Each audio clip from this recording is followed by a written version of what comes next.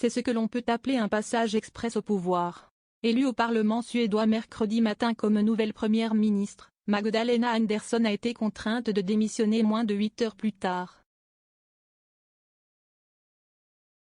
Il y a une pratique constitutionnelle voulant qu'un gouvernement de coalition démissionne lorsqu'un parti le quitte.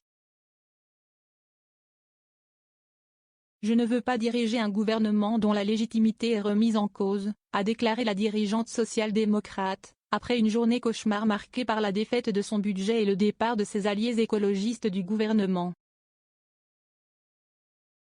Au soir de ce règne avorté, Magdalena Andersson a dit espérer être réélue à son poste lors d'un vote ultérieur, avec un gouvernement cette fois 100% social-démocrate. Élue l'espace de quelques heures première femme à ce poste après plusieurs jours de négociations déjà délicates, elle a été la victime d'un douloureux jeu de dominos politique. Explication. Le déclencheur, le vote du budget de l'extrême droite mardi soir. Cet économiste de 54 ans, jusqu'ici ministre des Finances de son prédécesseur Stefan Löfven, s'était assuré in extremis les soutiens nécessaires pour arriver au pouvoir, grâce à un accord de la dernière heure avec le parti de gauche pour augmenter les petites retraites.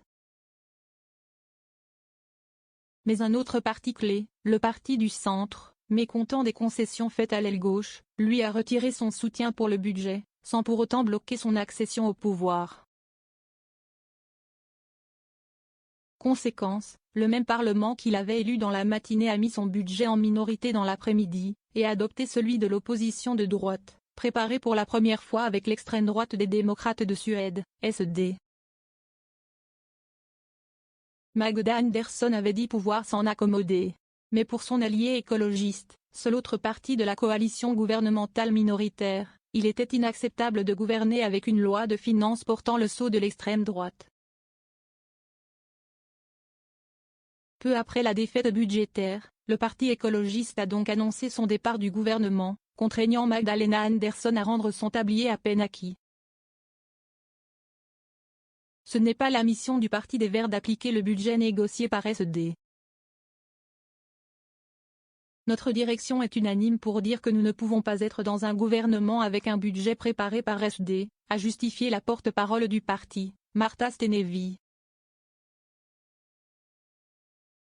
Le président de la Chambre, Andreas Norlén, a fait savoir qu'il acceptait sa démission et allait désormais contacter les chefs de partis avant de décider jeudi comment procéder.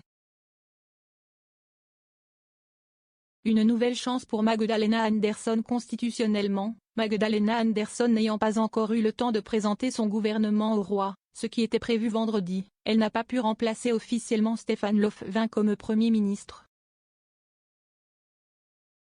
La reine d'un jour risque toutefois d'avoir une nouvelle chance. Les équilibres politiques serrés du Parlement suédois, qui avaient entraîné un délai de 4 mois pour former un gouvernement après les dernières élections de 2018, ne permettent pas d'alternative à un Premier ministre social-démocrate, selon les analystes. Démis par un vote de défiance inédit en juin, Stefan Löfven avait ainsi fait son retour en juillet. Usé par 7 ans au pouvoir et par cette crise politique, il avait annoncé en août qu'il démissionnerait en novembre, à moins d'un an des législatives de septembre 2022. Connu pour son style direct qui lui vaut d'être surnommé le bulldozer, Magdalena Andersson lui avait déjà succédé à la tête du Parti social-démocrate début novembre. Bien que championne affichée de l'égalité des sexes, la Suède n'a jamais jusqu'ici eu de femme première ministre, contrairement à tous les autres pays nordiques. Émue d'être la première femme à arriver au pouvoir après 33 hommes depuis 1876, Magdalena Andersson avait salué dans la matinée un jour spécial. 0 commentaire 325 partages partagés sur Messenger, partagés sur Facebook, partagés sur Twitter, partagés sur Flipboard, partagés sur Pinterest, partagés sur LinkedIn, envoyé par mail, sauvegarder une faute, imprimé.